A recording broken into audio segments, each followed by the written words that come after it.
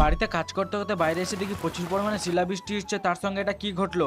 আর সে দিকে এভাবে পালাবে গাইস কোনোদিনও ভাবিনি।